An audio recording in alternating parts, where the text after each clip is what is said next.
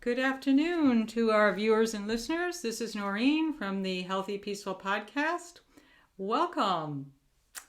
And today I have a wonderful guest, Jillian Sarkady.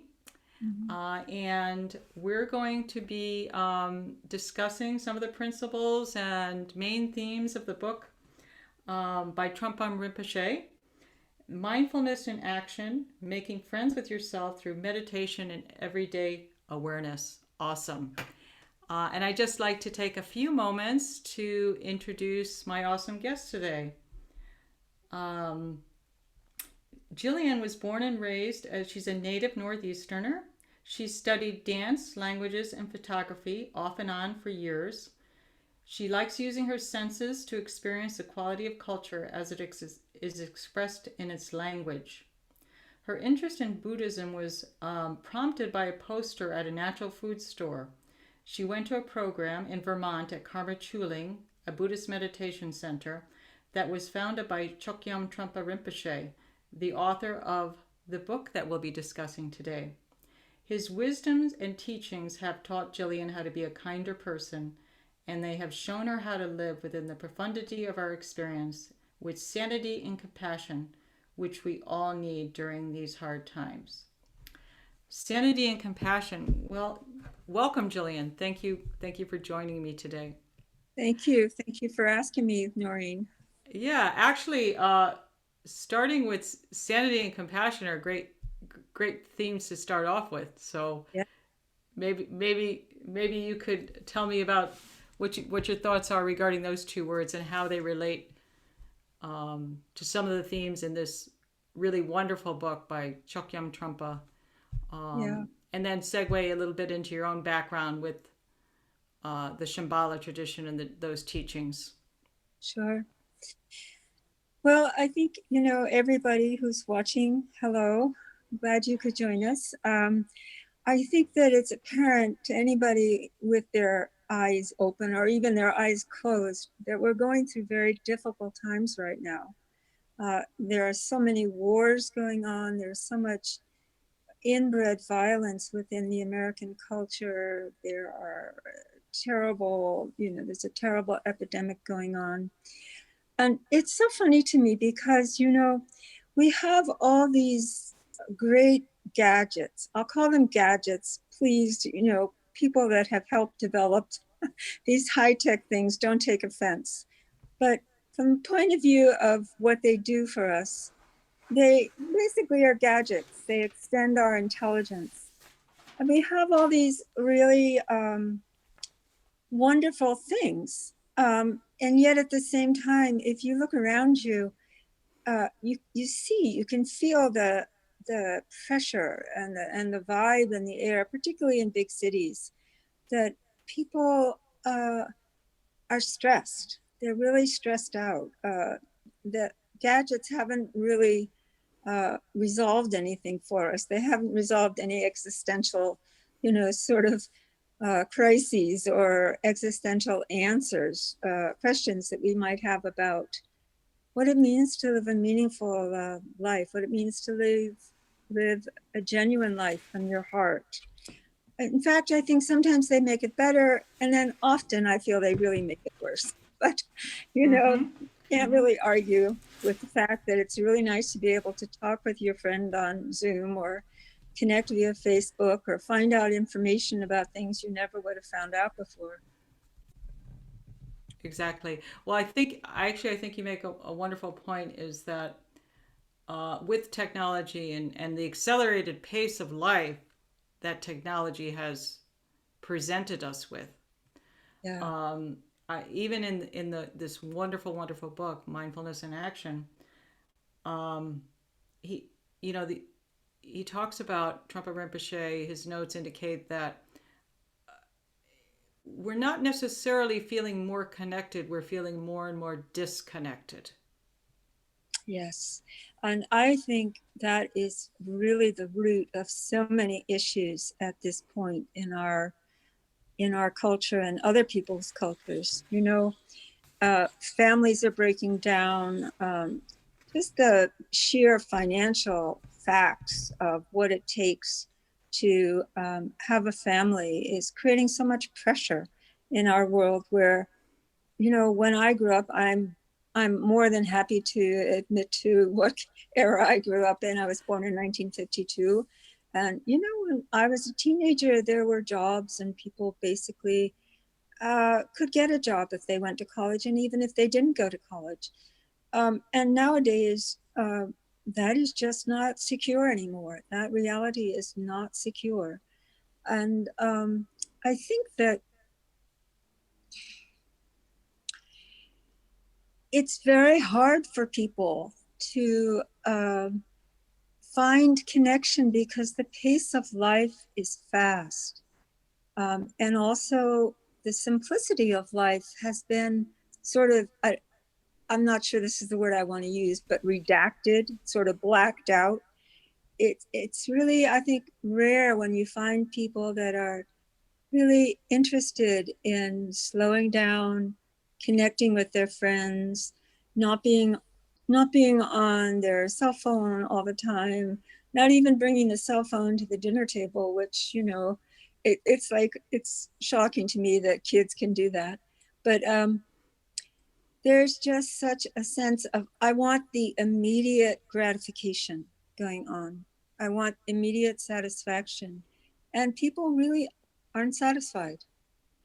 And I think this is part of what brings people to the Dharma. You know, they think they know what they want and they take it, and then they take more, or then they take something else. They're constantly looking for some quality of gratification and satisfaction in their lives.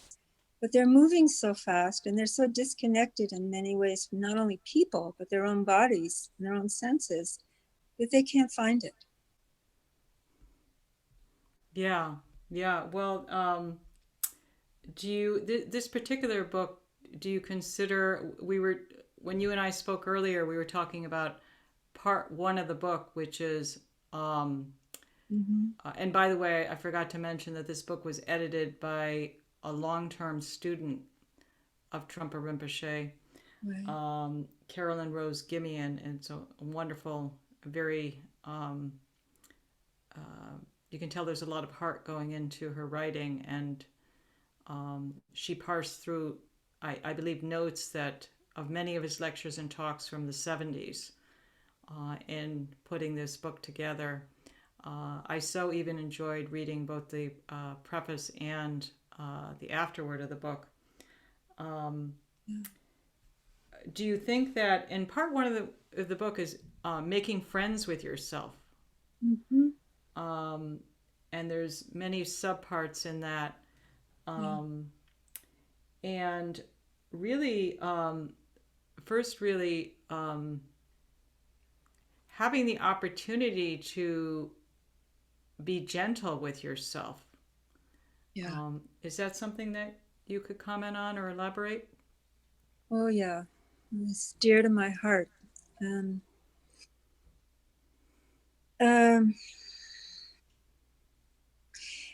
so I think the reason that we can't make friends with ourselves is because we are going so fast, and the conventional channels of um, friendship and affection and sort of steadiness, continuity, you might say, have pretty much been sort of fried.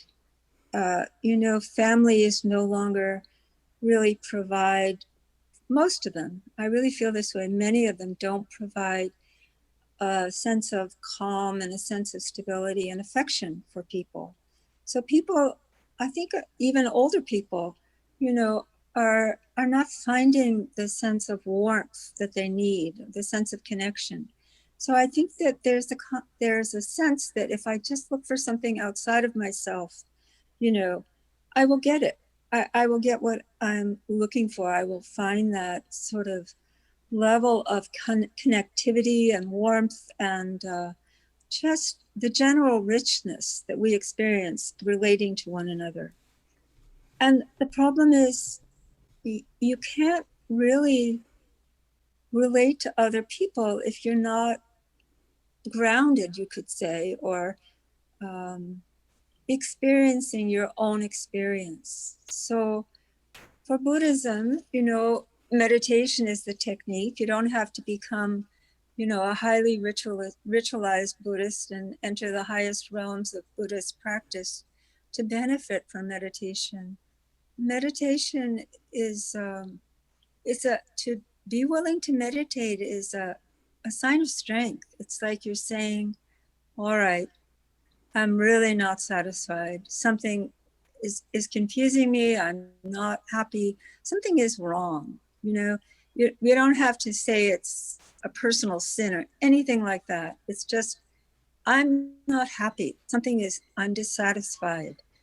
So it takes a certain quality of being willing to surrender who you are or who you think you are and sit down on a cushion and look at your mind. We use the techniques of mindfulness and awareness to really take a look at our minds. I think of mindfulness very often, as I mentioned once before. If you take a map and you could say that, let's say our mind is very confused and we don't know where we are. Mindfulness is what gives you the latitude and the longitude. It sort of locates you. You actually have a sense of flash of mindfulness rather than mindlessness, which is what we're usually involved in. We're not paying attention. We're kind of like, we're going out the door, we grabbed our keys, we forget our glasses, we don't really know what the way is to this place, but we'll figure it out because we've got GPS. So, you've got 500 things on your mind and you're not really experiencing yourself in the present moment. You're just scattered. You're full of mental events, we could say. You're not even present in your body. So sitting down and sitting on the cushion and working with our speedy mind, working with our disconnected mind, working with being in one place forces you to actually stop because you can't go anywhere. It's like you got a flat bottomed, body. You can't get off the cushion. I mean, you're so frustrated with the cushion at this point. It's like, I hate this. I don't Yeah, want to do yeah. this. But Well, I, I like what you a couple of words just to pick up on. yeah, You indicated that just sitting on the cushion, trying to making creating the discipline of a without sounding too um, it is a discipline when you actually mhm, create the habit of yeah, meditation.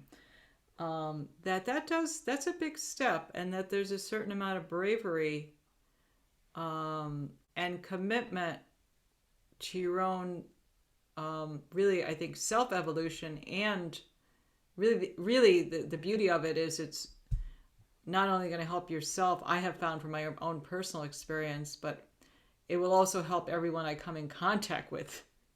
yeah, um, but yeah. bravery, I think that's an important word. What are your thoughts regarding that? Well, I think that, sort of cutting to the chase here, we would always want to avoid facing ourselves. Mm. We always want to be distracted. We want to be entertained. But to actually face the state of mind that we're in, there's something we're uncomfortable about that. We don't want to be intimate with ourselves. There is like a thrumming anxiety, which I connect with the quality of always looking for the next thing. We're just dissatisfied.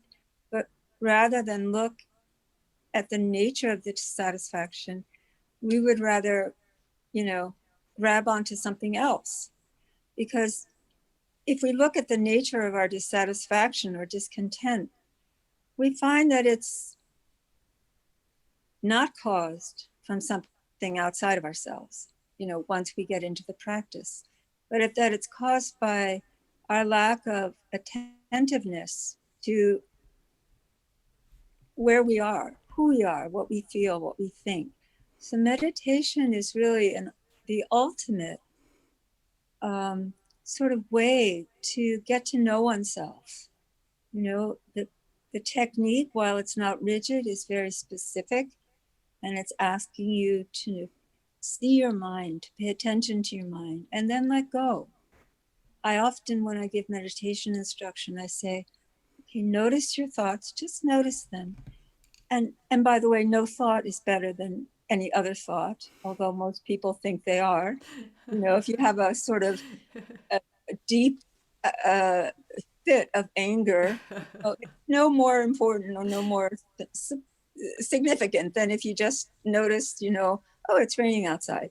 Each thought is just basically a thought. So anyway, going back to the technique here. Mm-hmm. So if you have a thought and it makes some impression on your mind, I just sort of tell people, you know, just let your thoughts flow. But as they flow, you know, it's like taking a feather duster or just a feather, taking it directly to your mind.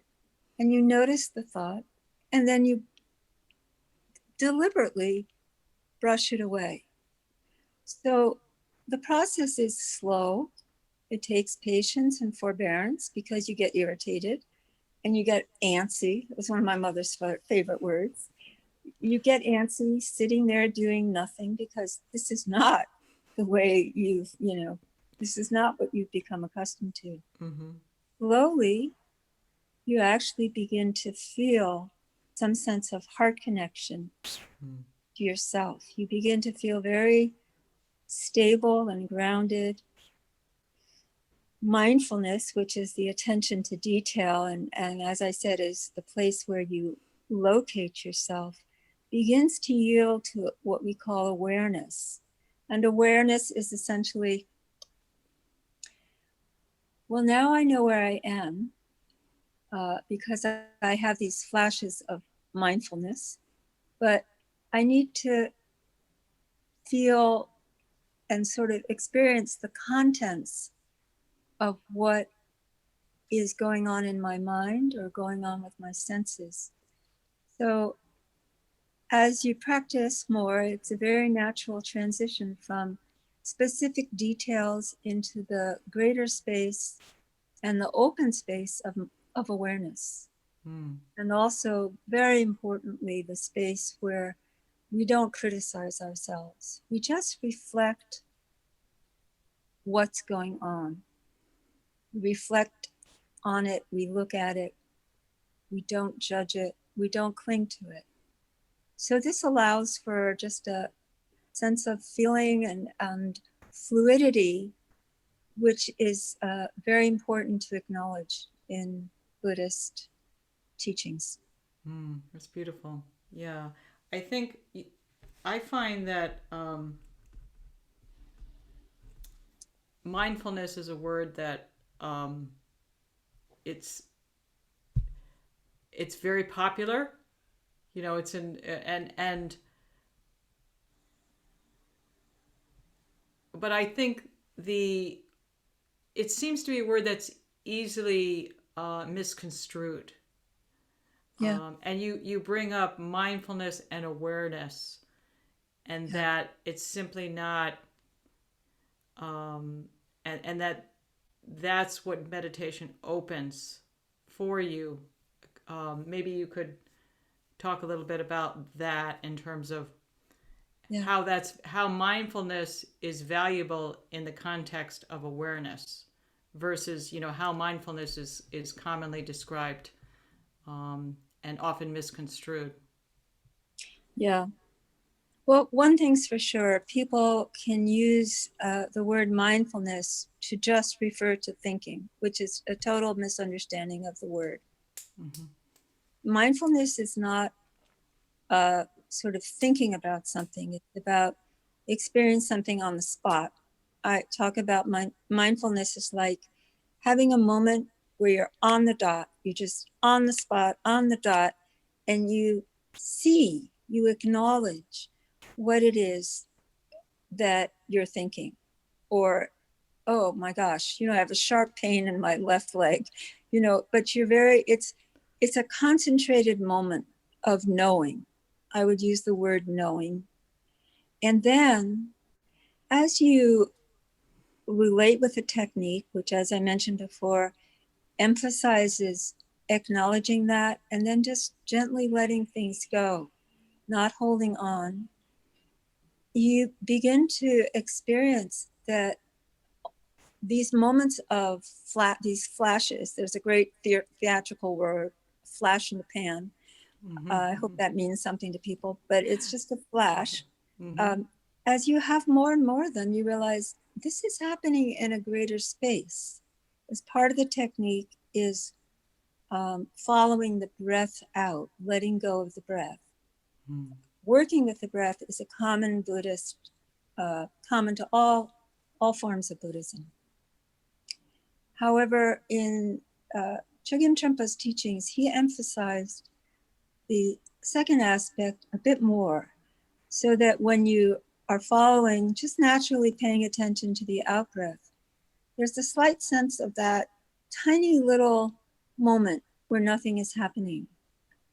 And as you practice, that moment, which we call the gap sometimes, is the basis for sensing awareness, because you've already had the event. You could say mindfulness is a very quick event in your mind. You see something, you acknowledge it, you let it go. And then you begin to realize that this is all happening in a much greater space, that there is a space which encompasses all of your mental activities, all of your feelings, and that space is awareness. Awareness in this context means it's a greater knowing. It means you feel the textures of your emotions. You allow yourself to touch them. If you're having pain, you don't just try and get rid of it, but you allow yourself to experience it fully and then slowly transition back to, the technique of mindfulness and then awareness. So awareness is basically looking at the contents of your mind, allowing yourself not to just acknowledge that something is happening, but looking. Actually, you don't even have to look. It's like your mind is beginning to open up to itself. It's an intrinsic quality. Is that helpful? Yes, yes, it is, and I think it is definitely, and I think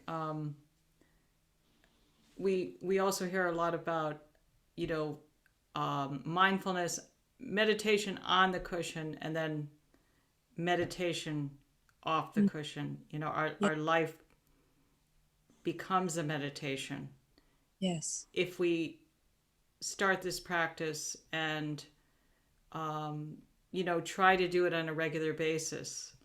What are your thoughts regarding that? It's not simply what's happening on the cushion, but what's Mm-hmm. happening in our lives. I mean, we we're all looking for something that's practical in our lives.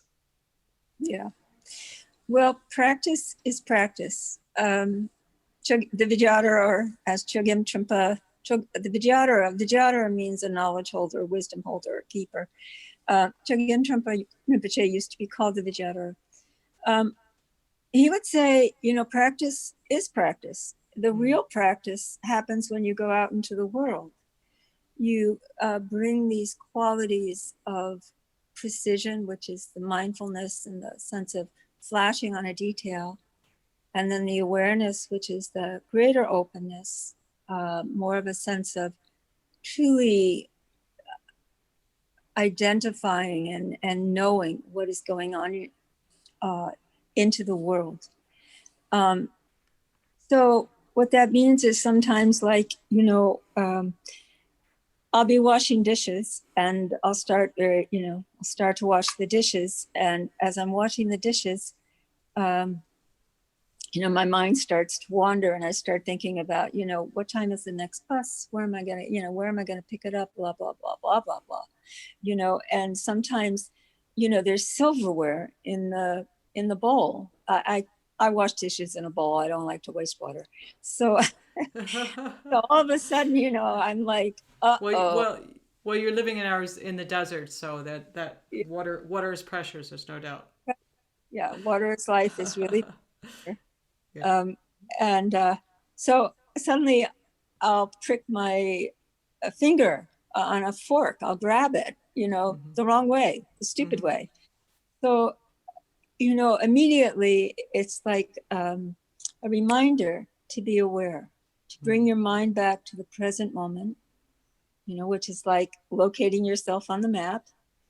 I hope I'm not beating a dead horse there, but it's bringing yourself back Hmm. over and over again, just as you bring yourself back in the technique. You breathe, you're paying attention to the breath. At the same time, when something occurs in your mind, you notice it, you let it go, come back to the breath. So it functions the same way in reality when you're just not paying attention. Sometimes you get very painful, you know, reminders. Um, you know, Right. The you just of got your mad at a friend and you you put you're near the sink and you you hang up angrily. Here goes my verbal dyslexia. You hang up angrily and you put your cell phone down in a puddle of water. It's sure, like, sure, yeah, yeah, and then you realize you've spaced out there. You're certainly not. yeah, So it's yeah, true. spaced out is a great word. Exactly. We're dealing with. You talked about stress, and Yeah, I'd like to just explore a little bit that we're dealing with so much. Even if somebody says, "Well, I'm not stressed," there's such low level anxiety that we're all um, yeah, just because of the nature of our modern world um, that there isn't even many times there isn't even the awareness that we have low level anxiety, but I think it's just it's yeah, um, most people do, and yeah, yeah. I'm a great I I have watched that in myself over the years. So that at this point I can begin to catch that low level of anxiety because it's just as deleterious to your mental health and your physical health as those high spikes. Um, I think there's just this sense of, I know this sounds really hokey, but there's just this sense of, I am not enough. I am mm, not good enough. I am not worthy enough. In this culture where really the sad fact is that it's somewhat dog eat dog world because there aren't enough jobs for people. There isn't enough money, et cetera, et cetera, et cetera. So, you know, there is this sense of, I'm just not adequate as I am. I'm not good enough. And mm, it's not just the financial or practical realities of life, but somehow it comes across in our relationships with those who are most dear to us, our parents, our siblings. Somehow or other, this world is perpetuating a sense of inadequacy in people, a sense of badness in people. And from a Buddhist point of view, we do talk about behavior and ethics, but we don't believe in a fundamental sense of badness or sin. What we believe in is that fundamentally people have the capacity to be awake, to be precise, to have minds that are clear and open, and to be friendly with the world, to accommodate themselves. And also that we have this, hard to pin down what this word is, but thing called basic goodness, which is a receptivity or a workability that exists through both our mind and our sense organs, that makes it possible to comprehend the world, to know ourselves. And because of that, this is one of the most important things I could ever share with anybody. I feel every time I try and talk about the teachings, I want to make sure I impart this. We can trust ourselves. We can mm, trust the world, and we can trust mm-hmm. fundamentally there is nothing wrong with us. We may have, flaws or habitual tendencies to do things that aren't so healthy or that aren't always kind. But fundamentally, we're basically good. And this is something that no other Buddhist teacher has ever taught in Mm. America. Mm. It's something that Chogyam Trungpa Rinpoche embodied in what are called the Shambhala teachings. Mm. That none of us is weighted down by a level of badness that is eternal. There's nothing eternally bad about it. Nobody has to die for our sins. Nobody has to liberate us. We can liberate ourselves Mm. through the simple practice of mindfulness and awareness and getting to know ourselves and beginning to trust that fundamentally we are not all that bad. We're not the monsters that we think we are.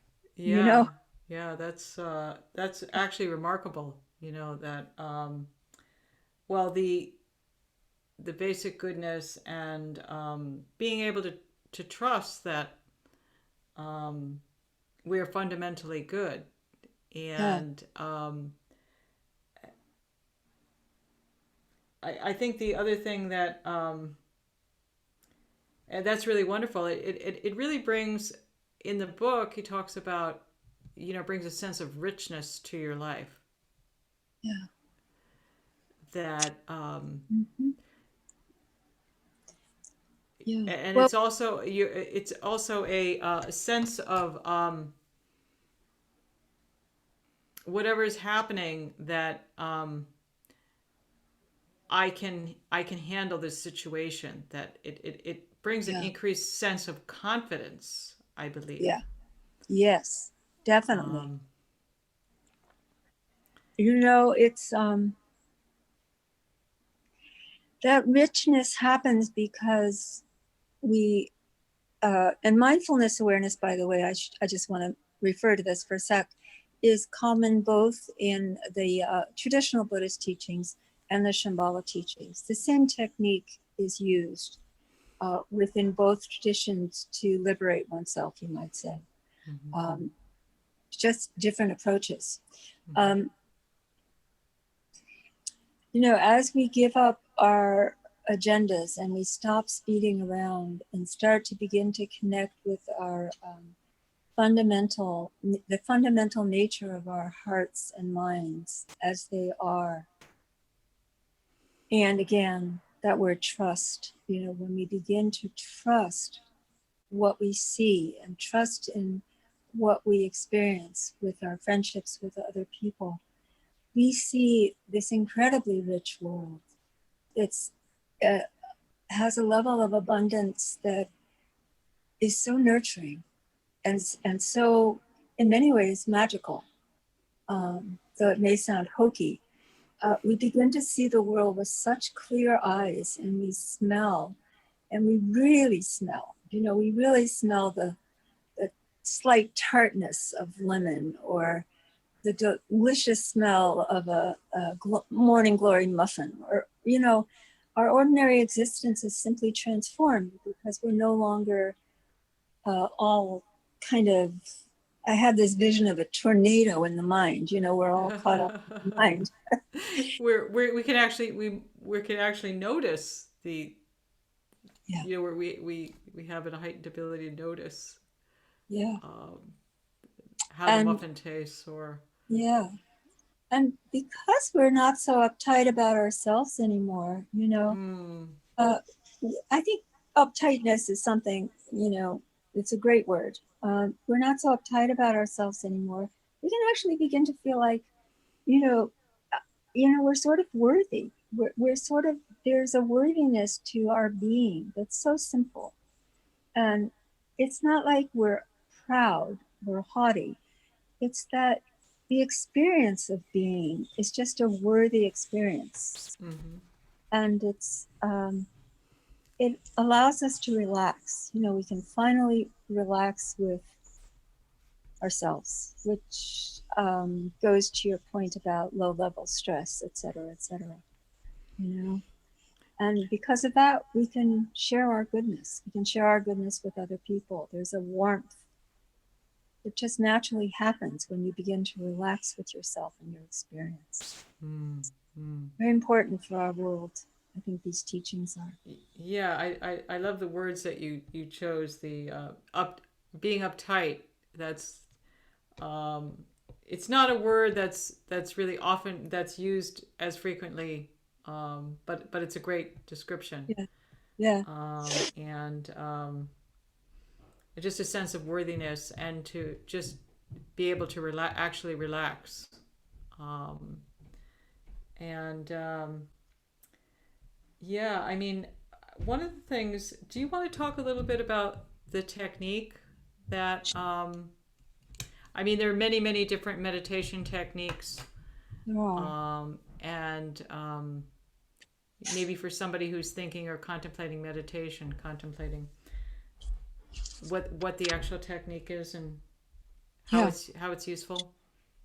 Yeah, I would simply say though, I'm glad to share the technique. However, if Mm-hmm. you're really considering doing meditation, it's really important to, after you've worked with it for a little while, to find a community where you can, share your experiences with what are called meditation instructors or guides, because, a lot comes up that can be actually quite shocking during meditation.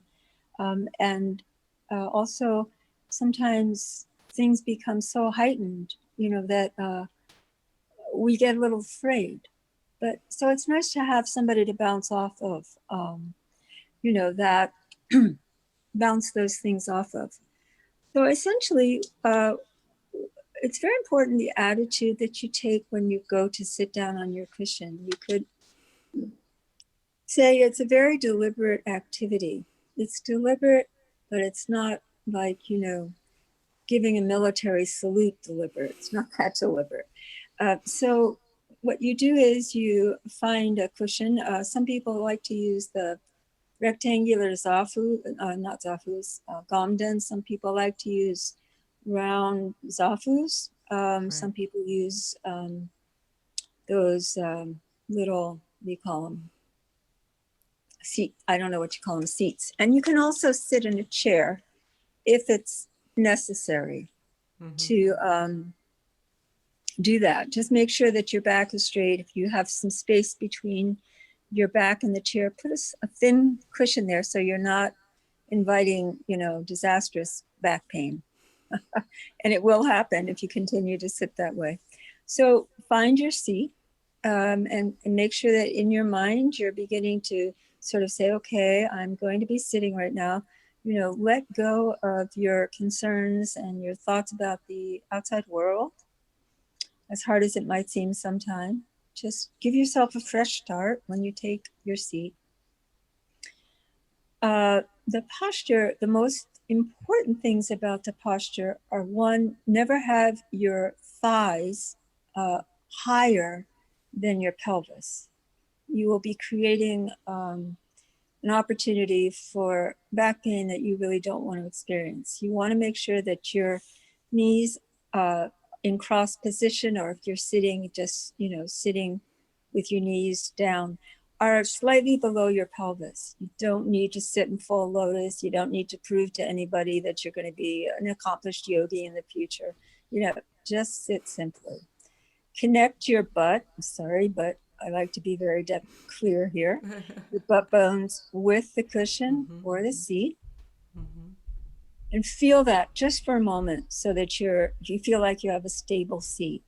Then place your arms in a place on your legs, usually, towards the lower part of your thigh, or even if you have longer arms, uh, towards your knees, so that they are resting naturally and not pulling your shoulders forward, your upper back forward.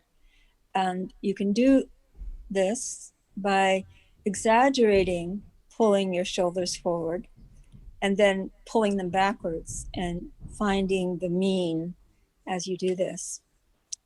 Your head should just rest simply on the, sort of bridge of your shoulders.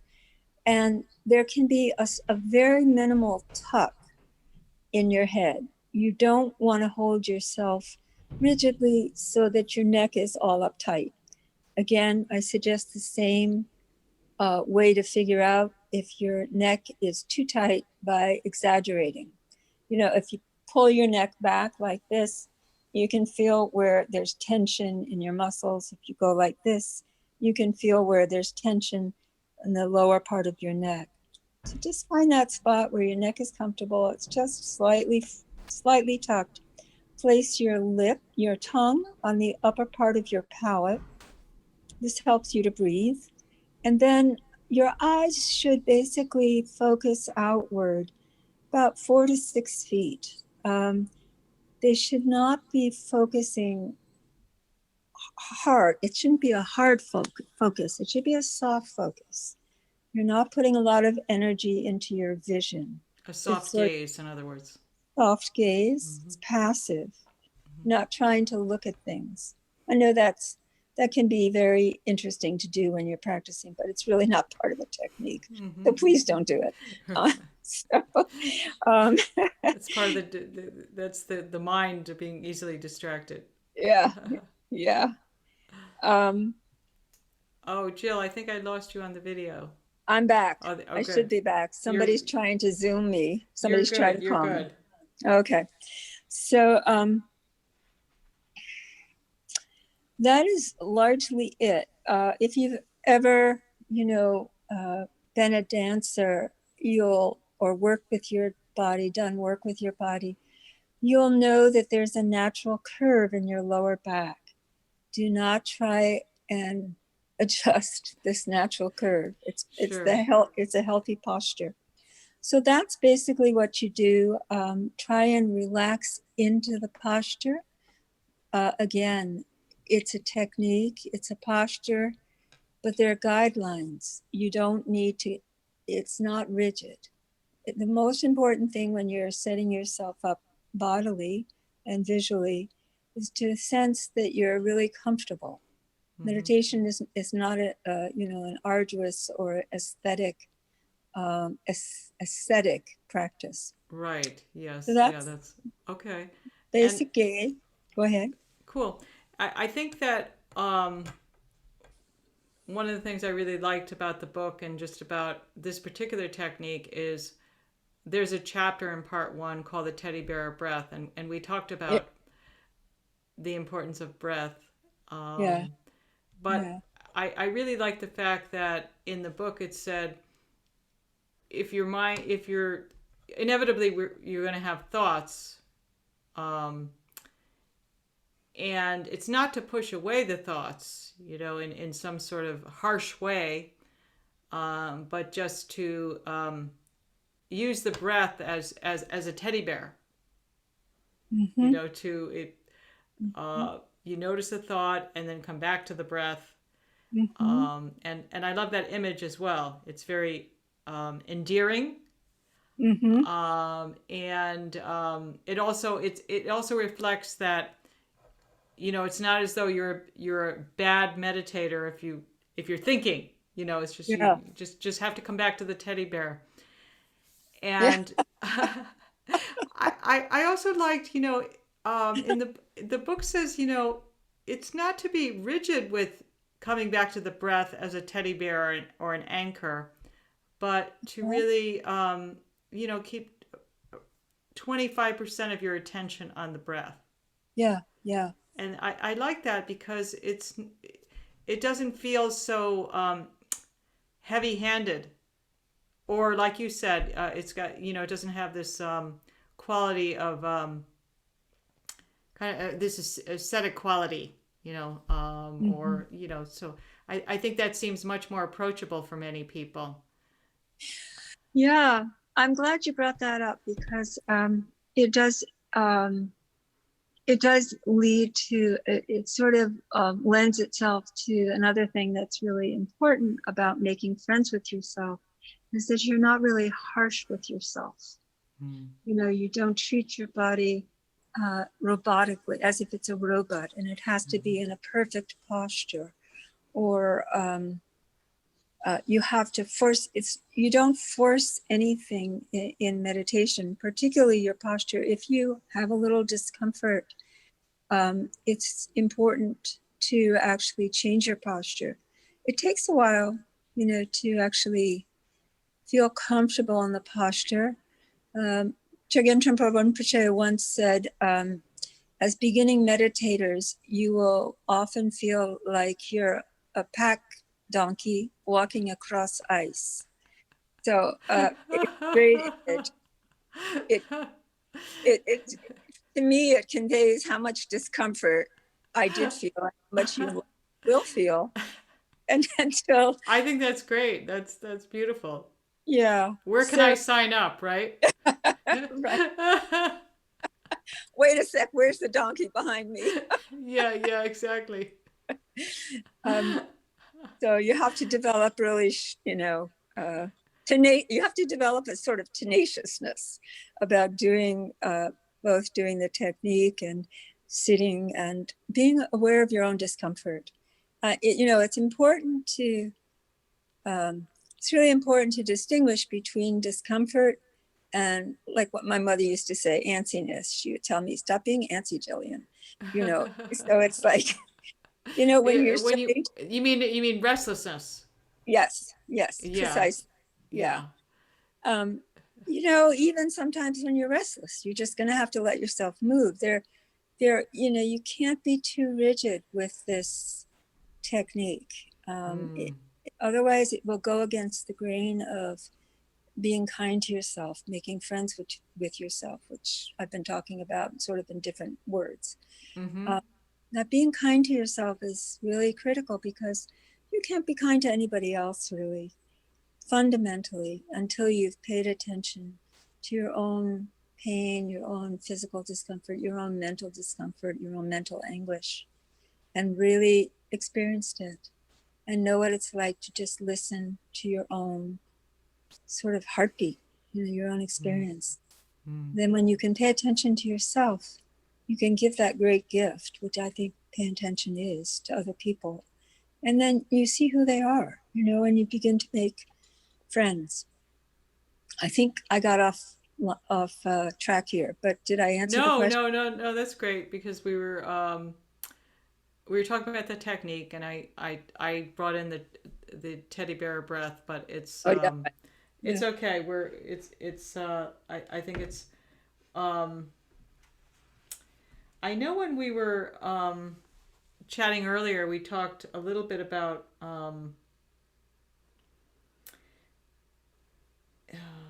meditation opening up certain qualities that are qualities in many Buddhist traditions and other traditions as well. But Yeah, um, we talked sure. about one of them already, which is gentleness. Yeah, So really yeah. Well, developing that gentleness. yeah, And the second quality that you brought up was sharpness, and you also the expression that you used was on the spot.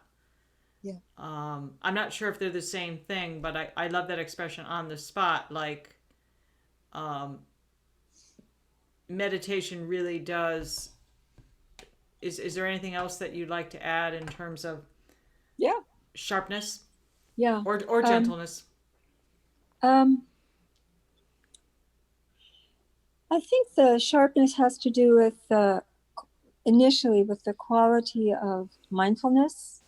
So, you know, I talked about how fundamentally we're distracted and we're speeding around a lot, or wandering off, or just sort of spacing out, as you put it. Um, and the quality of mindfulness is very precise. It, in order to see yourself on the spot, there has to be some precision and clarity. So, that aspect of the mind, again, is an intrinsic aspect of the mind, and all the way up through the highest levels of practice is very important. Um, sometimes that sharpness can be a little shocking. You can experience an emotion very sharply. You can experience anger very sharply. Please don't get tough with yourselves. It's just the fact that you're beginning to experience your mind clearly. Um, there's nothing wrong with those emotions. They're grist for the mill, as we say. The gentleness aspect, I think, is it's sort of like the quality of surrendering. You know that you're on this, you know you're on the cushion. Well, let's talk about it on the cushion at least to begin with. You know you're on the cushion, and that you sort of put yourself on the hot seat, whatever. And you've done it because you're trying to be somewhat brave about looking at yourself, sort of fearless about looking at yourself.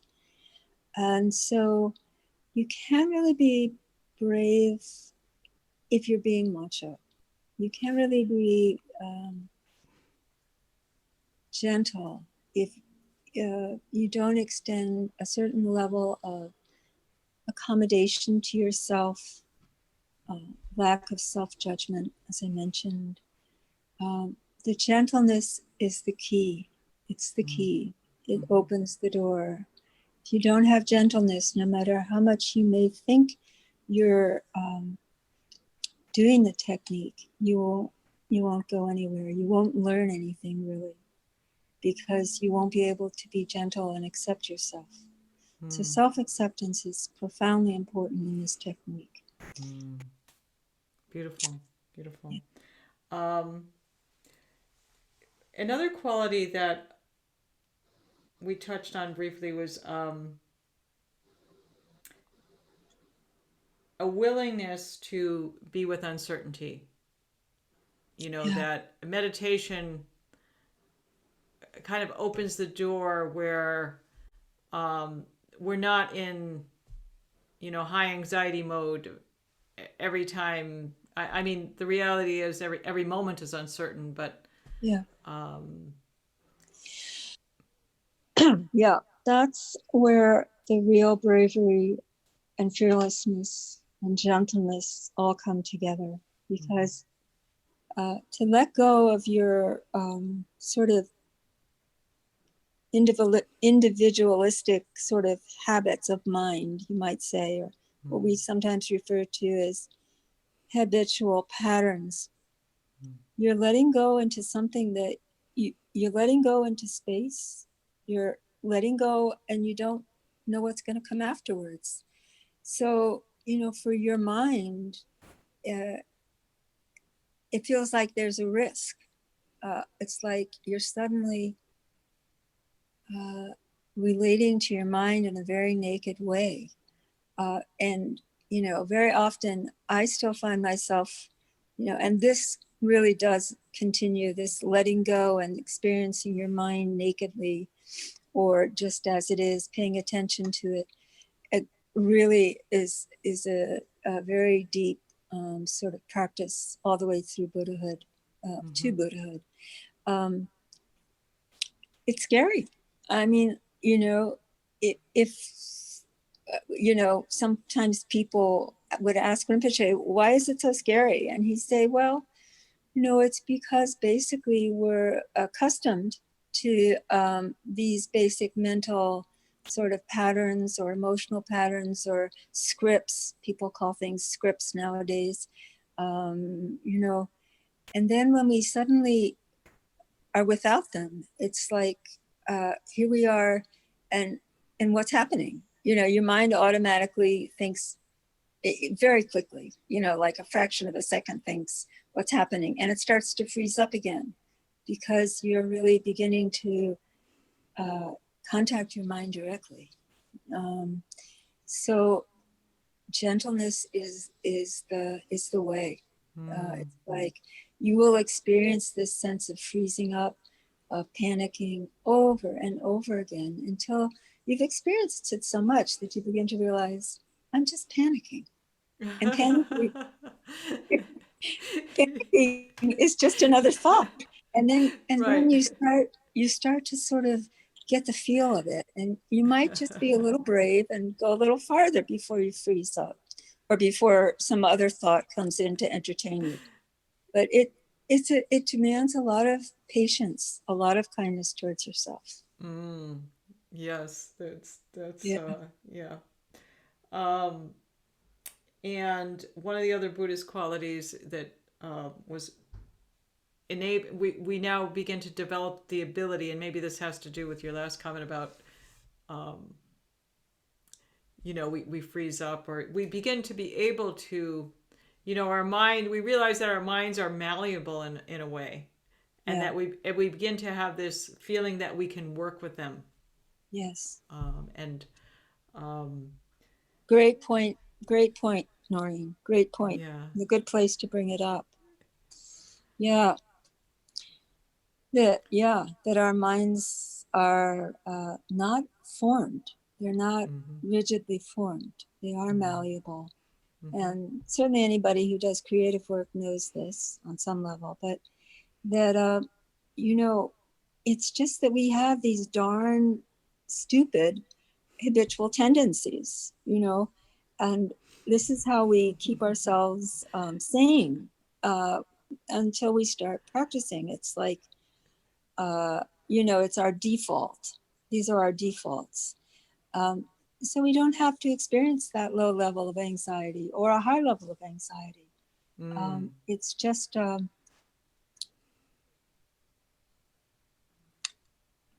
that quality of being with yourself, you know, Mm-hmm. really being with yourself Yeah. through thick Yeah. and thin. Yeah. Yes, absolutely. Um, and finally, I think one of the other qualities that was important was developing a sense of warmth toward oneself, and that really relates to the gentleness, I think, Yeah, or yeah, so. yeah, of gentleness. And then there's another word that I haven't brought up, which is as you begin to feel like you're not quite the monster that you thought, as your reluctance to look at yourself begins to like dissipate, you actually feel a genuine sense of inquisitiveness. It's just a very natural experience thing. I think people want to know. I think there's something inside of people when they get over some of their fear. They want to know. They want to actually experience. They want to feel. They want to be able to sense things. Um, so there's that richness coming up again, and that sense of like, um, uh, wow, this world is different than I thought it was. You know, uh, it's interesting. It's I can relate to it, and that breeds a sense of connectivity again, to come full circle.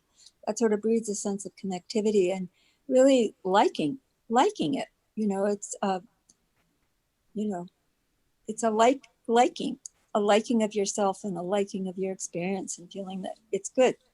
It's good. Yeah. Well, I think once you go into the willingness, and there's some trust that you develop in yourself that um, that I really am basically basic goodness, Yeah. and that I don't need to be afraid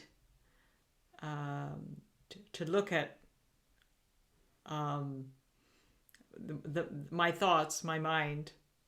Yeah. Um, then I think you can take that that can move into curiosity Yeah. and inquisitiveness, which is a lovely word that you used. You know, Yeah. um, so yeah. See if there's anything else. Um, Well, we I talk. just want to, I want to say Sure. one more. Yeah. Yeah. Did you want to say something else about that? Yeah. Recently, I saw a Facebook post, and I think this will put it together quite well. By Carl Sagan. He's a Oh very yeah. Yeah. Sure. The great, astronomer. yeah. Yeah. And he said, you go into you go into like nursery school and first grade, and you find kids want to know all about it. Like, why is the sky? They really genuinely want to know, why is the sky blue? What are the tides about? How far away are those stars? And then he said, when you get to 12th grade, it's like you try and talk to kids about these things, students about these things, and there's a total lack of curiosity. It's a total incuriosity. And and it's so true. It's like when you're young, you have that quality of, you really want to feel the world. You want to feel it, like you want to feel the texture of the teddy bear. That's what's so Oh, soft, yeah, yeah, and beautiful. you know Yeah. uh, you can sort of lean into that, or you want to know why, you know you want to know how mommy and daddy made you, or whatever. You just have these really genuine experience Well, questions. I'm just thinking back to, having young children, and you know, there's no better experience laughing out loud as a parent to, some of the questions that would Yeah, just, yeah, pop up. So it's just, yeah. it is definitely a joyful time. And but you're right, there's a natural curiosity and a Hmm. willingness to ask questions and Yeah, to be a genuine interest. yeah, Um, yeah. so was there anything else that Carl Sagan had to say regarding why that occurred, or it was just No, he just sort of said something like, something terrible happens between the ages of 5 and 18. And I think he's yeah. right. And is there a resurfacing at some point? Because 18 can be Yeah. challenging. Maybe He a little didn't talk, earlier. he didn't take it farther than, Okay, fortunately. so we weren't sure. Yeah, that's true. Yeah. Um, let's see. We talked about this. Take a seat. Well, that's funny because that was. I'm looking at my notes here, and I think last time we spoke, we were talking. We concluded with that meditation as a regular practice really leads to um, inquisitiveness, a natural curiosity that develops Yeah. um, out of the practice. Yeah. Um, let's Definitely. see, clarity and precision. Yeah, beautiful. Um, yeah. Anything else that you'd like to add regarding this particular book, which is Trungpa Rinpoche, Mindfulness in Action, Making Friends with Yourself, or anything regarding Yeah. meditation for somebody either starting out or into their regular with their practice? Yeah. Well, yeah. I suppose I'm being cute now, but um, sometimes being cute is fun. You have to think about meditation as almost like, a marriage to yourself. It's like Oh. you're getting you're getting to know yourself a little bit, and sometimes you have moments when you pull back, and then sometimes you have moments when it's much more interesting, and I think, who is that person, and then there are times when you really want a divorce, and Yeah, yeah. you know what I'm saying. So it's Right, sort of right. like, if Well, you want to practice, I'm not saying it's going to be easy, but well, it's that's worth. actually that's in the book as well. Not quite with the divorce part, but about Yeah, when you meditation in the book, the words where the meditation is like the development of a friendship.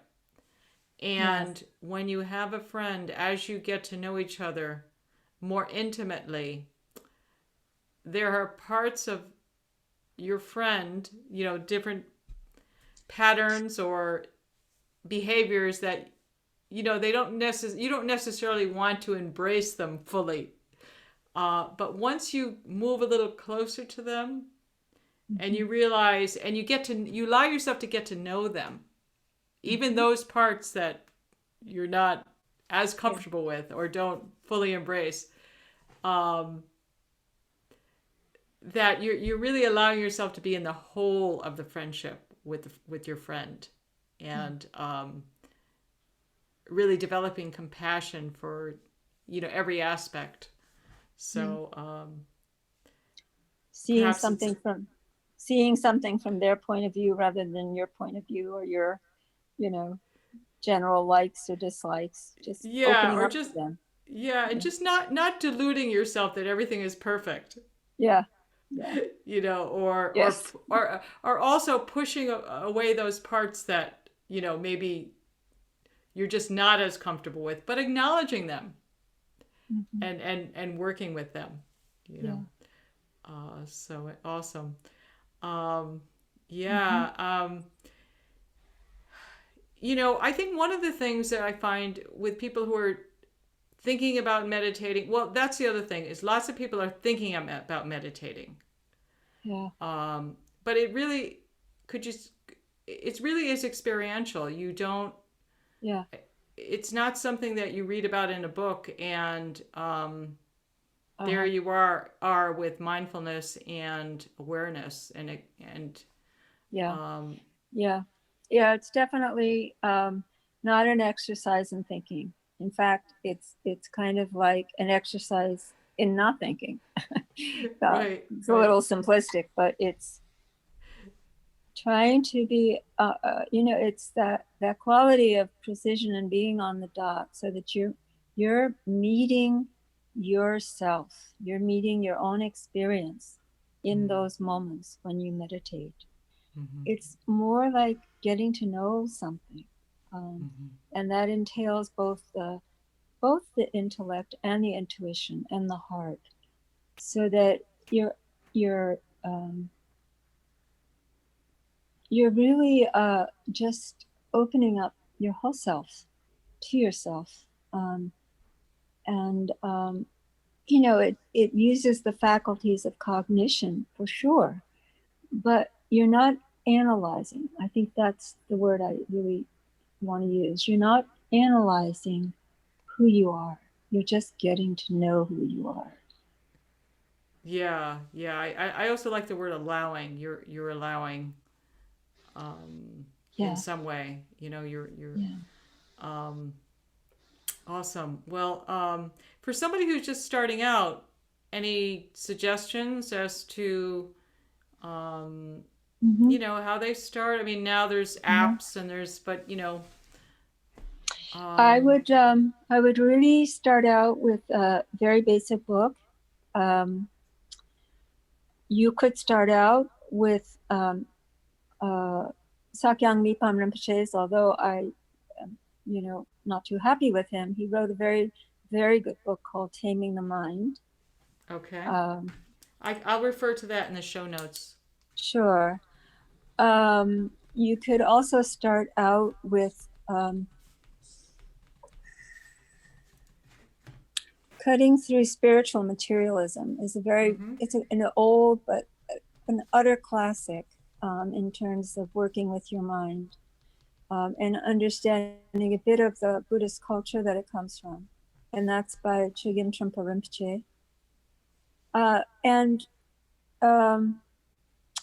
I would say The Wisdom of No Escape by Pema Chodron.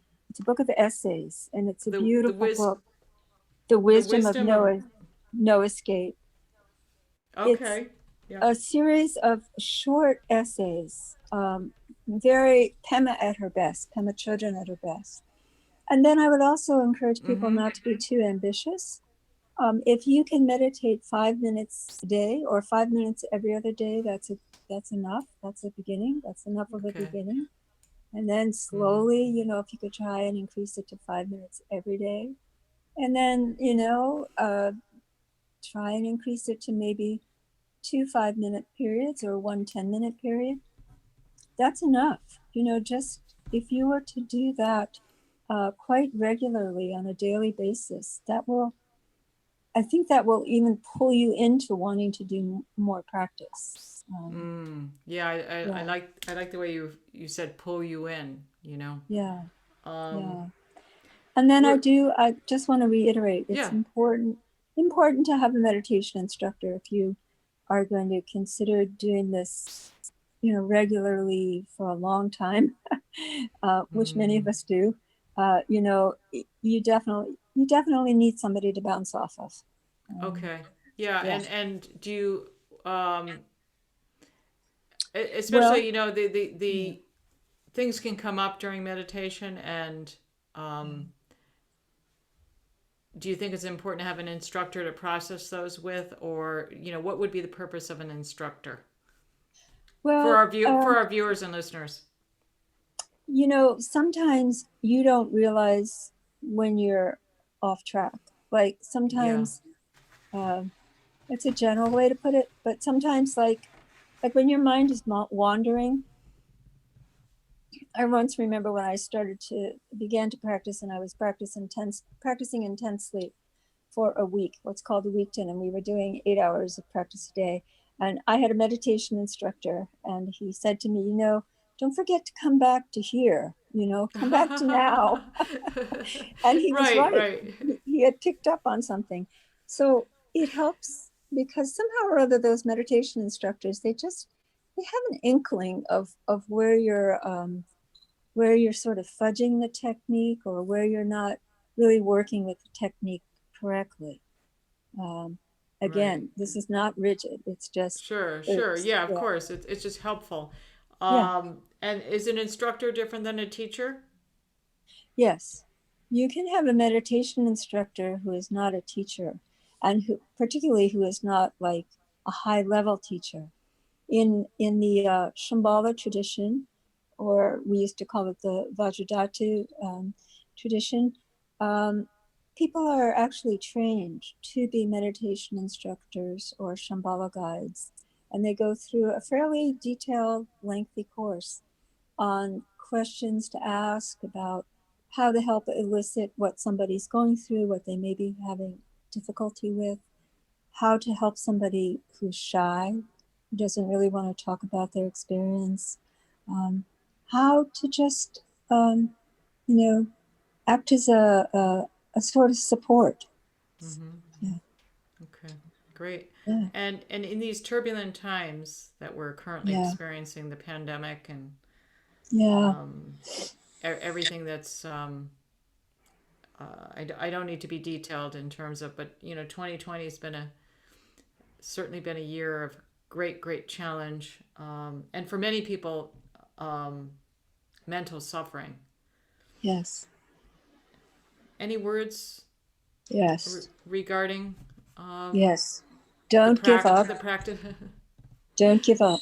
That's the mm, most important thing I can say. Don't give up. There mm, is fundamentally life which is worthwhile living. And mm, although we live in somewhat catastrophic times, there have been catastrophic times in the past. mm, There were two immensely catastrophic wars. There are wars all over. But to lose heart is to deny yourself the privilege of living as a human being. mm, And, mm. it's very easy to take in too much. I would say, don't take in so much. You know? And Yeah, as a meditator, the most important thing is making friends with yourself, well, being honest and genuine, making friends with yourself. that's beautiful, Jill. I mean, Jillian, yeah, not to lose sight that um, we are privileged to um, every day is a privilege, and Yeah. really not to lose heart and to keep hope in our hearts Yes. is so important. So, Yeah. well, thank you so much, Jillian. I really appreciate you taking the time today. For our viewers and listeners, this is Noreen, the Healthy Peaceful Podcast. And I will, for anyone who has questions or anything else any other comments regarding our talk today, I will have my contact information in the show notes and pass comments and questions on to Jillian. Thank you so much, Jillian. Thank you Hang, for having me, Noreen. It's been a hang, pleasure. likewise. Hang for a moment. I'm going to stop the recording. Okay.